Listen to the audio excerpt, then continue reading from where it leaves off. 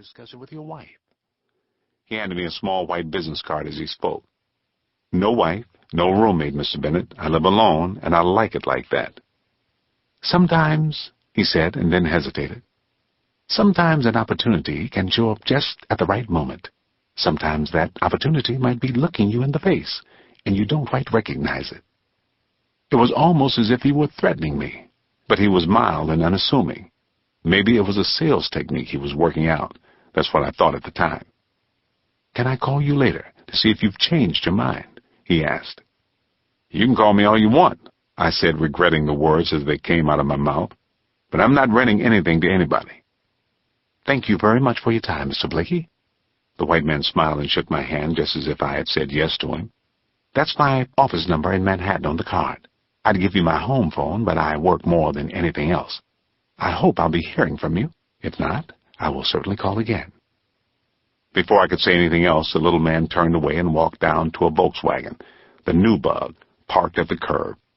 It was a turquoise car that reminded me of an iridescent 7-year Beetle. He made a U-turn and sped away.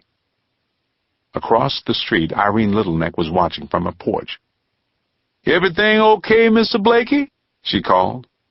"Just a salesman, Miss Littleneck." "What's he selling?" "I didn't even get to that," I lied. "You don't buy if you're unemployed." Irene Littleneck, 80 years old and black as tar, flashed her eyes at me. All the way across the road, those yellow eyes called me a liar. So I turned my back on them and went into the house. Chapter 2. "So you going to call him?" Clarence Mayhew asked me. "No." "Why not?" asked Ricky, who was no bigger than one of Clarence's fat legs. "I don't have an apartment down there, man. I mean, there's junk been down there since my mother's mother was a child." "You could clean it out," Clarence said. His face was chubby and pear-shaped. Underneath his chin was a crop of curly hair about an inch thick. Hair wouldn't grow on his cheeks. That's why the tan-colored man always looked about 10 years under his actual age. "I mean, you ain't got no job, so you ain't got no money. You could clean up down there and make yourself something to pay that damn mortgage you took out." "You want a drink?" I replied. "Hey!" That was Ricky's way of saying yes. He was darker than his cousin, but not nearly my color. When my Uncle Brent used to see us coming, he'd say, "If it ain't the 3 shit-colored patches on a tattered brown quilt." I pulled a bottle of Seagram's from beside the wood chest where we played cards. I took a drink from the bottle and then passed it to Ricky. We never used glasses unless Leonard Butts or Timmy Lee came over to play with us. Clarence, Ricky, and I had drunk from the same bottle since we were babies in the crib.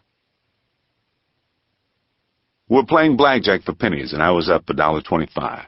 That meant I had $15.76 left to my name. One more bottle of whiskey and I'd be flat out of money. "Let me see some cards," Clarence hissed off the back end of a deep draft of whiskey. He threw down his 3, a queen heart, a deuce, and a tray.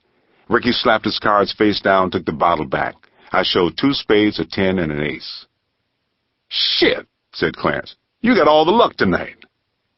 I raked in 37 pennies, thinking about luck and waiting for the bottle. My Aunt Peaches would lend me the money to cover the monthly mortgage payment to the bank. I'd borrowed on the house, and Peaches wouldn't let the property slip out of family hands. But if I had to go to her, she'd give me all kinds of grief about how I should get a job and how disappointed my father would have been to see me falling apart like I was. I took another draft from the bottle. It felt nice. Good whiskey smooths out after the 3rd sip, clears the fuzz from behind your eyeballs and relaxes the spine. I've always liked to drink. So did Clarence and Ricky, who we sometimes call Cat. "Wilson Ryder needs some men to help on those new houses he's putting up," Ricky said. "Yeah?" I took another drink and realized that I was hoarding the liquor, so I passed it to Clarence.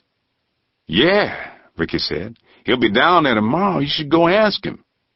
"Yeah, maybe I will. Maybe so." "Maybe." Clarence was shuffling the cards over and over again, the way he always did when he was getting high. "Maybe. Man, what you thinking? Like you some kind of prince don't have to work? They will take this house from you, Charles. You gonna end up like old man Bradford, sleeping in somebody's garage, eating day-old bread and drinking brand X." "Clara, baby," I said, doing my impersonation of a half-hearted lounge lizard. "What's all this tough love, darling?" Clarence had height to carry all that weight. He stood straight up and grabbed for me, but I pushed my chair back and scrambled out of his reach. "God damn it, asshole!" he shouted. "I told you not to call me that." "But, baby," I pleaded with my hands clasped as if in prayer. "Clara, you telling me I ain't worthy?" I knew calling his name in the feminine for the second time would end the card game. We used to tease Clarence in grade school by calling him Clarabelle and then just Claire. He stood there shaking, looking as mean as he could manage. I laughed, and for a moment there was a chance that we would fight. Not much of a chance because Clarence knew he couldn't take me, but we were both just high enough to act like fools. Ricky put the bottle down and picked up his sweater.